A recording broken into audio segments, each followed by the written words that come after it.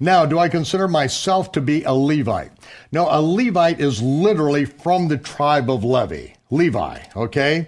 And from the tribe of Levi, we know that Moses was from the tribe of Levi, his brother Aaron.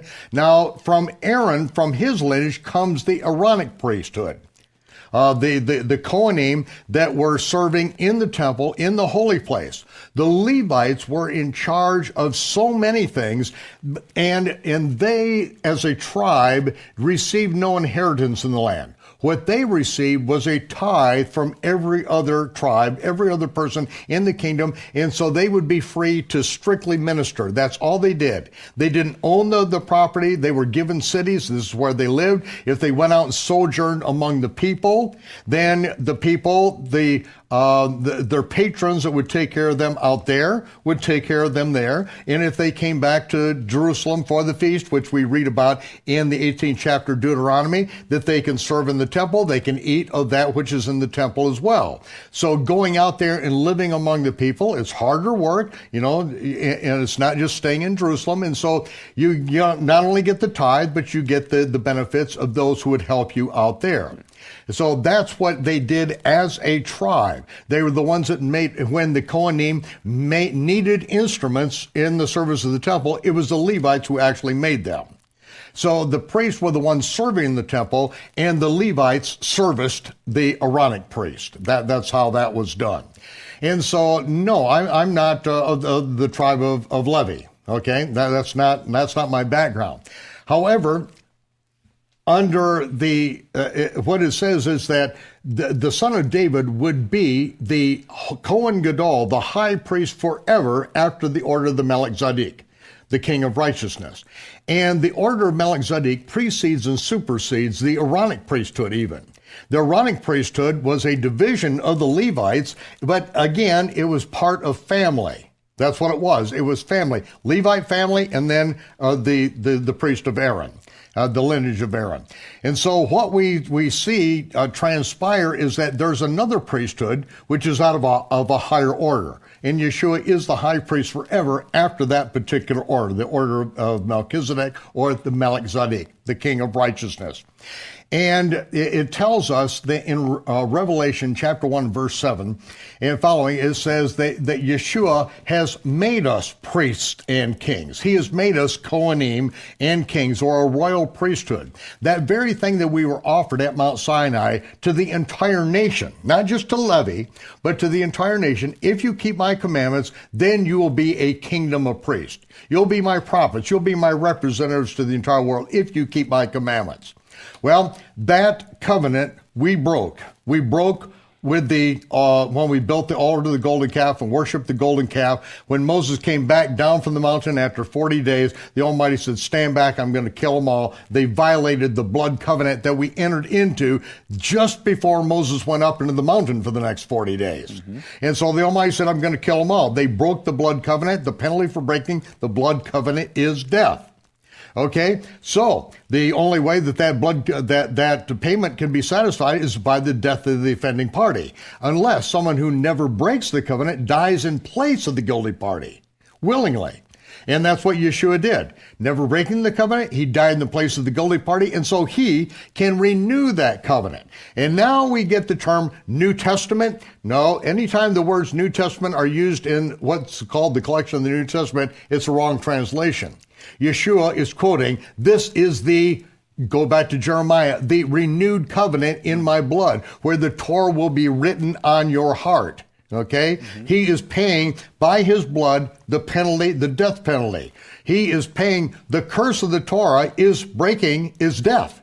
You break the Torah, the curse that comes upon you is death. That's what it is. Yeshua paid the death penalty. Now he can renew that covenant. And what is that covenant? That we will be priests and kings. And so Revelation, Yeshua has made us priests and kings. So we operate as priests, as Kohanim.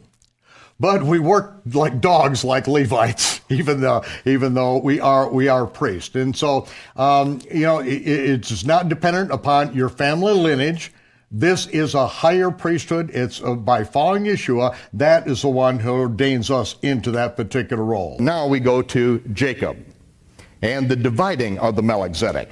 And we see that the Melchizedek, the line of the Melchizedek, starts with Adam. Adam was the one that received the instruction, the Torah, from Yahweh, from the Almighty, and he lived for 930 years. He was responsible to teach it to all succeeding generations. And after him, the oldest son was to be the Melchizedek next. But his oldest son despised his birthright. He did not live a righteous life. Cain killed his brother Abel, and so the Melchizedek was passed down to Seth at the time of his death. We're talking about the order of the Melchizedek without beginning or end. We're not talking about a person. We're talking about an order. Not a Levitical priesthood order, but the order of the Melchizedek that was put in place from the beginning, and we go all the way down to the time of the flood, which Methuselah means when he dies, it comes. And at the flood, we see that afterward we have Noah, who is the Melchizedek, and then when he dies, Shem. Shem was one that killed Nimrod. After Shem, Eber, Isaac. Now was Isaac the firstborn? But the first one by promise. He lived a righteous life. After him, Jacob. Was Jacob the firstborn? No, but Esau, his older brother, despised his birthright. He wanted to live a wild party life with a bunch of Canaanite women. He despised his birthright, so it was passed to Jacob. And then after Jacob, who was Jacob's oldest? Reuben. Reuben did not live a righteous life. He slept with his father's wife. And so, instead, it comes to Jacob and the dividing of the Melchizedek, because it was divided then between Judah and Joseph. To Judah, the scepter. The scepter will not depart from between the feet of Judah until Messiah comes. And Joseph, who is the righteous one, the birthright is then split at that point. So the Melech and the Zedek split at the time of Jacob, who is the 12th Melchizedek from Adam. He's the 12th Melchizedek who has 12 sons, and at that point it splits and does not come back together until Yeshua of Nazareth, who is the high priest, the Kohen Gadol forever after the order of the Melchizedek. Not after a Levitical priesthood, but he was after a different order that was put in place right at the time of Adam.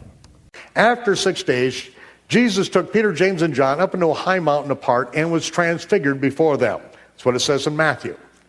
Mark says, after 6 days, Jesus took with him Peter, James, and John and led them up into a high mountain apart by themselves, and he was transfigured before them. Basically the same thing. Luke, okay, so here it is. This is when it took place, and after 6 days, here it is, the 9th day. 1, 2, 3, 4, 5, 6. Here we have the confrontation. 1, 2, 3, 4, 5, 6. There it is. After 6 days.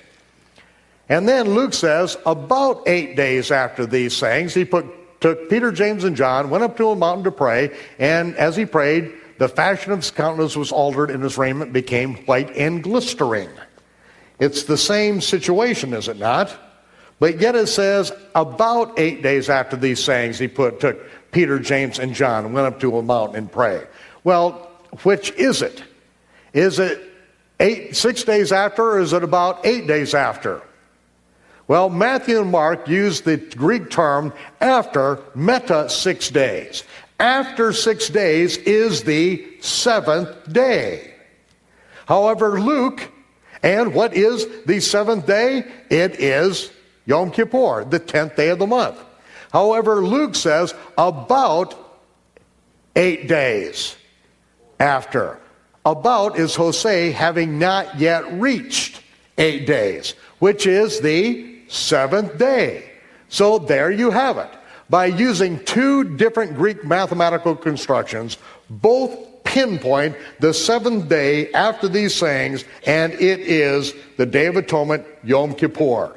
And this is the inauguration of Yeshua as the Kohen Gadol, the high priest of the order of the Melchizedek. This is when Yeshua is inaugurated, ordained as the high priest. Not after the Levitical priesthood, because he is of the tribe of Judah, right? He is made the high priest forever after an order of priesthood which supersedes and preceded the Levitical priesthood. The order of the King of Righteousness, the Melchizedek, that is the high priest order that Yeshua is ordained the high priest forever. And that is the order that he ordains his followers in as well. You do not have to be a Levitical priesthood to be a priest of Yeshua, for he has made us priests and kings. Revelation chapter 1. And this is the day that he is transfigured. This is when it happens. Now, watch what happens at this moment. And we're closing in really on the last week and what's transpiring here before we break for a short time, the whole night.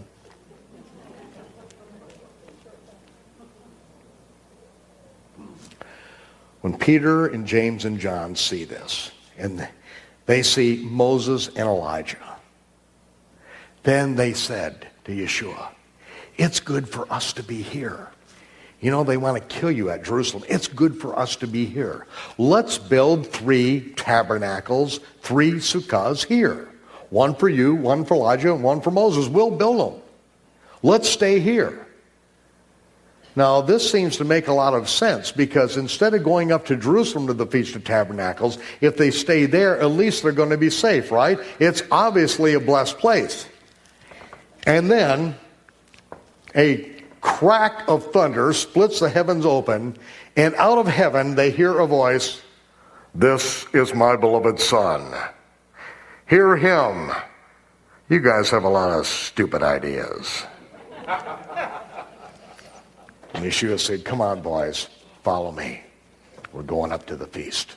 Okay, so who is he, and what? Okay, well, let me first get the 3 days and 3 nights. All right. So he's in the grave just before sunset. He's in the grave all Thursday night because you begin counting at night. And to be raised on the 3rd day means you have to start counting with the night. Right. That's the only way you can do it. It's biblical reckoning of time. He's in the grave all Wednesday night, Thursday night, and all Friday night. He's in the grave all day Thursday because Wednesday night at sunset, all day Thursday is the high Sabbath. He's in the grave all day Friday and all day on Saturday, the Sabbath, and raised on the Sabbath before sunset because sunset begins the day of the first fruit and the first fruit offering. Right. And so then, after his resurrection, then those others who are in the graves that were marked, they arose and appeared to men in the streets of Jerusalem, and it was done at the time that the priest went over and harvested the 10 standing omer of barley on the side of the Mount of Olives, far away from the crucifixion and the grave of Yeshua. And it was then that Yeshua presented them in the temple in heaven the next morning. That's why the scripture says when the women came to the grave, Miriam first, early the first day of the week, it is still dark and the grave was empty. When did he get up? The 4th night? No, the 3rd day on the Sabbath. So they come and the grave's already empty, and she goes to grab him by the feet. He says, "Don't touch me. I've not yet ascended to my Father in heaven." Then he tells her, "Go tell my disciples that I now ascend to my Father and their Father, my God and their God, and then to meet me in the Galilee." He, as the high priest, who has been in seclusion, who cannot be touched with hands, and this is part of the temple system, this rehearsal was put in place by David, then he takes those first fruits, who are then presented before the Father's throne in heaven, and that's why in the book of Revelation we have the 24 elders. Right. Ezekiel doesn't see 24 elders. 24 elders are not seen before in the throne room until that. These are not angels. And they're 24 elders. So we have to remember, angels are not dead people. Only in Mormonism do they get that one so messed up, okay? Dead people are dead people. Angels are angels. People never become angels. Angels are messengers. They don't have wings, and as far as we see in the scriptures, they don't even sing. Right. And so, we need to get back to what the scripture says on that. So there we have 3 days and 3 nights, and he is raised on the Sabbath, and the next morning he, as the high priest, presents the first fruits in the Father's throne in heaven, is back down on the earth. The other women who bring the burial spices, They are turned away by the angel. He's risen. Yeshua meets them, and it says they take him and grab him by the feet.